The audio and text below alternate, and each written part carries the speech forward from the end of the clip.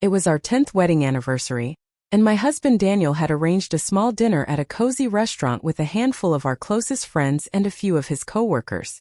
The night was light and easy, full of laughter, wine, and the playful teasing that seems to grow naturally in long-term relationships.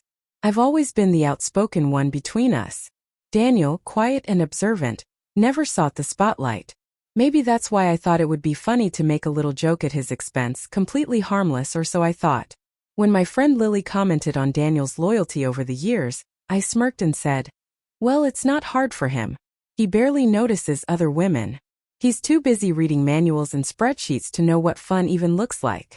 The table erupted in laughter. A few people glanced at Daniel, waiting for his reaction. He offered a faint smile and sipped his drink, his eyes locking with mine in a way I couldn't quite read. Then one of his coworkers, Jason, leaned in with a teasing grin. "Come on, Daniel. You're too quiet, man. Say something. Defend yourself." The room went still.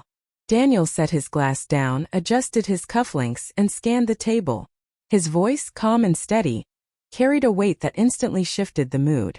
"You know," he began softly, "I may not be the most exciting man here.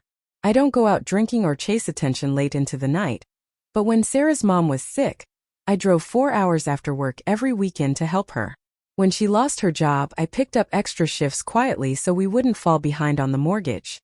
And when she couldn't sleep, terrified her father wouldn't make it through surgery, I stayed up every night holding her hand, even when I had to be at work by 6. His gaze never left mine. "So yeah," he said, "maybe I'm boring. But I've never seen loyalty or love as boring things." The laughter from moments ago vanished.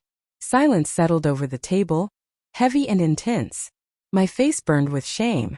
I tried to smile, to brush it off, but the look in Daniel's eyes wasn't anger. It was exhaustion.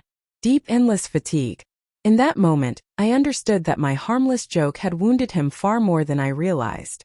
Dinner continued, but the energy had shifted.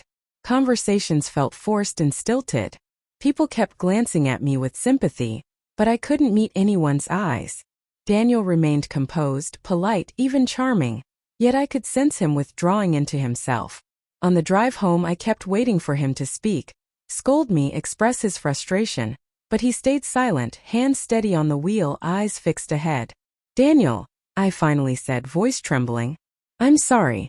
I didn't mean to hurt you. I was just joking." He gave a small, almost sad smile. "I know," he said quietly, "but sometimes, Sarah, the jokes people make reveal things they're not ready to say honestly." That line hit harder than anything else. We pulled into the driveway, and he got out, grabbing his coat and heading inside without another word. I stayed in the car, feeling the weight of my mistake settle on my shoulders.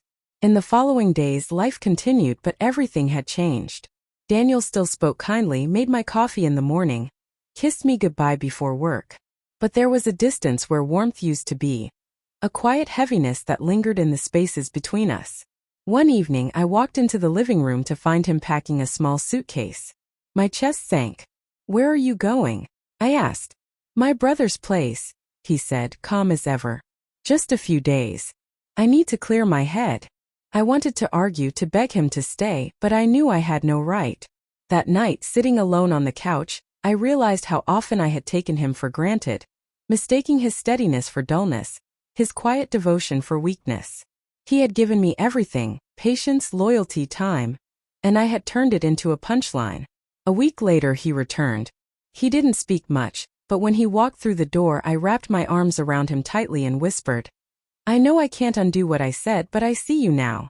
I see everything you've always done for me." He didn't answer immediately, but his hand rested gently on my back, and for the first time in days, I felt him breathe against me. Since that night, I've learned to think twice before trying to be the funny one at someone else's expense. A single careless joke can reveal truths you never expected and remind you that love isn't about excitement. It's about presence. And Daniel, my quiet, steady husband, has always been the most present part of my life.